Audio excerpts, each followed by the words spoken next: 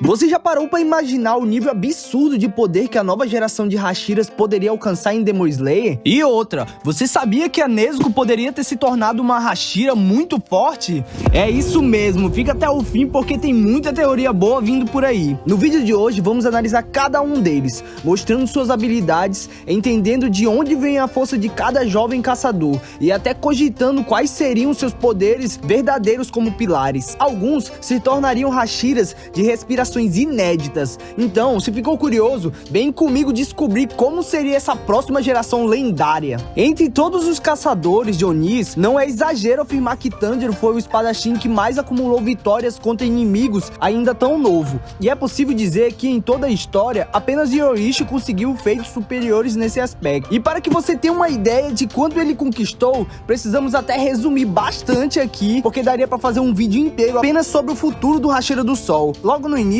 Tanjiro já nasceu com duas predisposições únicas: o dom para dominar a respiração do sol e a capacidade de despertar a marca do caçador. Graças ao treinamento e aos ensinamentos deixados por seu pai, ele se tornou o único espadachim da sua geração que conseguiu utilizar a respiração primordial, mesmo sem perceber a real importância disso naquele momento. Com o passar do tempo, a cicatriz em sua testa se transformou, revelando-se uma versão incubada da marca do caçador. Além disso, o seu olfato sobre-humano sempre foi uma arma poderosa. Ele conseguia perceber sentimentos apenas pelo cheiro, e quando começou sua jornada como espadachim, essa habilidade evoluiu, permitindo identificar o famoso fio de abertura, o momento perfeito para contra-atacar um adversário. Outro ponto interessante era sua rapidez para aprender. Embora tenha levado 2 anos para se tornar um espadachim, depois disso absorvia técnicas em questão de dias. Um exemplo claro foi quando em apenas 10 dias dominou a respiração de concentração total constante da mansão borboleta. E combinando tudo isso, sua luta contra Rui marcou seus primeiros passos como um verdadeiro Hashira, já que foi capaz de utilizar a sua Hinokami Kagura para derrotar uma lua inferior, que já havia recebido ainda mais sangue de Muzan. E lembra aquele episódio que ele simplesmente utilizou a respiração do trovão, ensinada por Zenitsu? Na verdade não houve um treinamento, ele simplesmente lembrou de como Zenitsu tinha explicado.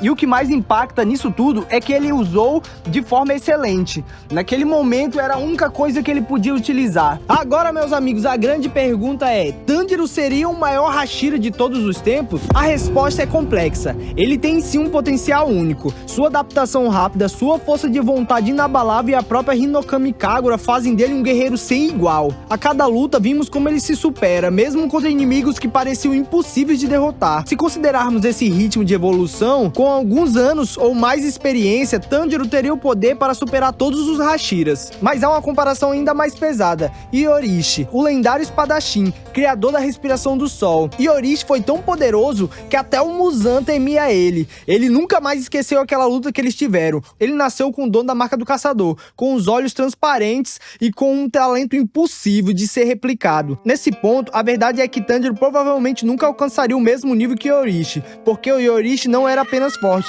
ele era um fenômeno quase sobre-humano. Mas existe uma diferença importante: Tanjiro, diferente de Yorishio, não carrega sozinho esse peso. Ele tem a Nezuko, tem seus amigos e principalmente a herança da sua família. Isso faz lutar não apenas pela destruição do mal, mas também pela preservação do bem. E isso o que o torna tão especial. Talvez em termos de força bruta ele não alcançasse o Yorishio, mas em termos de impacto, de inspiração e de legado, Tanjiro poderia sim se tornar o maior Hashira da história moderna. Passando para um outro futuro Hashira, temos Inosuke. Cresceu longe da civilização, vivendo de forma selvagem nas montanhas, e isso moldou um guerreiro único, com habilidades que poucos poderiam imaginar. Sua mente nem sempre acompanha sua força, mas seu corpo é uma verdadeira arma criada pela sobrevivência. Ele possui uma anatomia completamente fora do comum, consegue mover órgãos internos para evitar ferimentos fatais, deslocar ossos para aumentar o alcance dos seus golpes e até resistir a efeitos de venenos que matariam outros espadachins. Além disso, desenvolveu sentidos extremamente aguçados, de forma surpreendente, criou sozinho a respiração da fera. Esse feito é raríssimo, comparável apenas ao de Yorishio, que concebeu a respiração do sol. Durante os treinos, sua evolução foi tão rápida que em certos diversos momentos chegou a superar até mesmo o Tanjiro. E sua batalha contra o Doma comprovou sua força de nível Hashira, lutando lado a lado com a Kanao contra uma lua superior. Se tivesse continuado a evoluir, Inosuke certamente expandiria ainda mais a sua respiração, talvez originando estilos inspirados em animais específicos, que o tornariam um Hashira imprevisível e temível. E cara, se Muzan não tivesse sido derrotado, Inosuke certamente seria um dos pilares que mais representaria perigo para os Onis. Sua evolução natural o levaria a criar novas formas da respiração da fera, inspirada em predadores diferentes, tornando seu estilo de luta cada vez mais versátil e mortal. Imagine técnicas que unissem a velocidade de um falcão, a força brutal de um tigre e a resistência de um javali. Seria impossível prever seus movimentos. Além disso, sua resistência física atingiria níveis quase sobre-humanos, mas como Hashira, isso se tornaria uma das suas maiores armas. Os Onis descobririam que ferir Inosuke não seria o suficiente para matá-lo. Mesmo gravemente ferido, ele continua lutando até garantir a vitória, que o tornaria um inimigo extremamente difícil de eliminar. A percepção vibratória que já possuía poderia se transformar em um radar natural, capaz de detectar até os menores movimentos no ambiente. Isso faria com que até os Onis furtivos que se escondessem nas sombras tivessem dificuldade em escapar da sua caçada. Por tudo isso, enfrentar Inosuke como Hashira seria um pesadelo para qualquer Oni. Em um cenário onde Muzan ainda estivesse vivo, Inosuke se tornaria não apenas um protetor da humanidade, mas o verdadeiro predador dos demônios, aquele que faria até as luas superiores hesitarem antes de entrar em um combate. O Hashira do Trovão.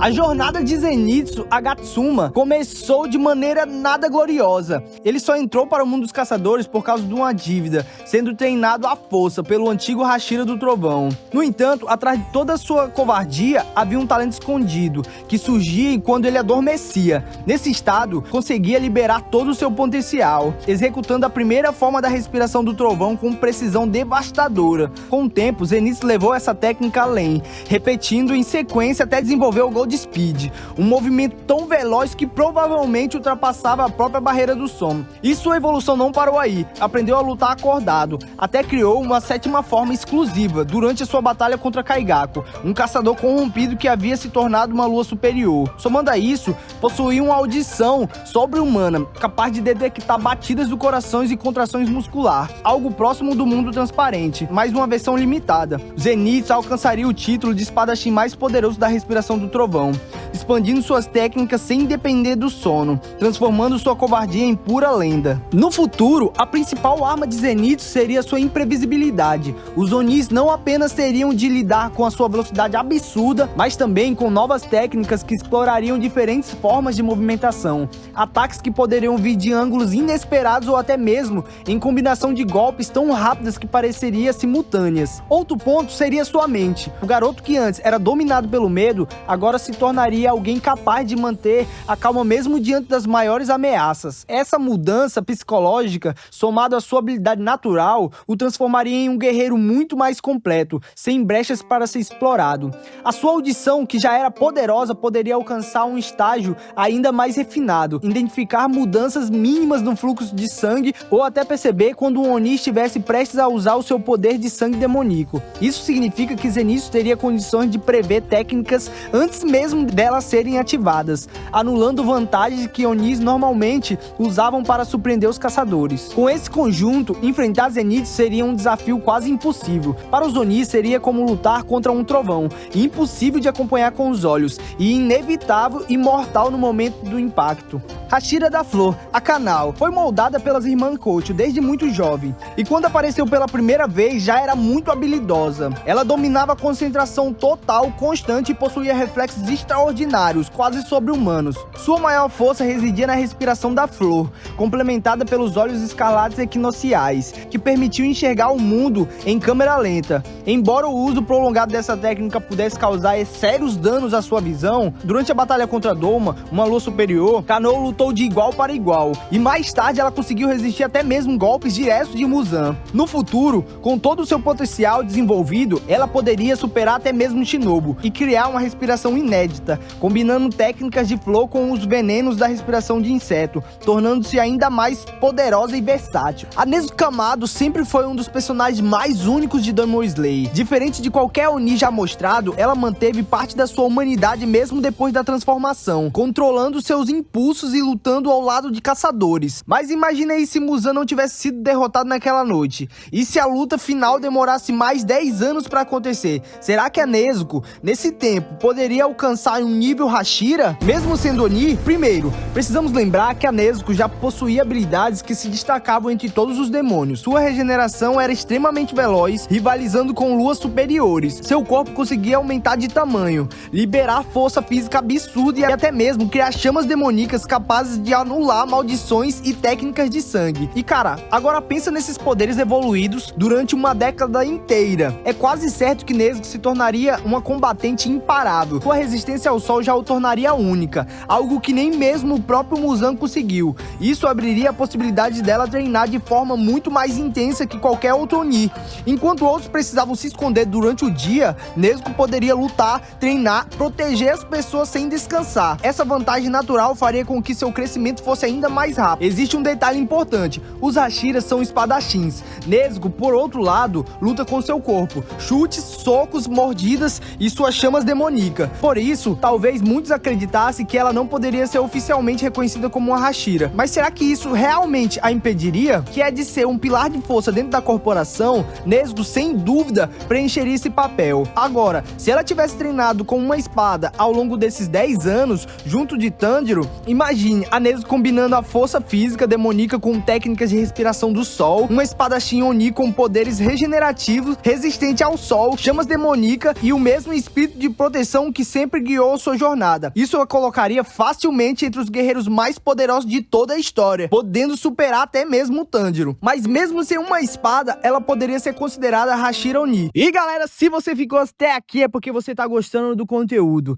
E eu queria pedir pra você se inscrever no canal e deixar seu like no vídeo. E compartilhar com alguém que gosta de Demon Slayer. E meus amigos, eu sou o Luffy Nerd e fica ligado nos próximos vídeos porque tá insano. Valeu!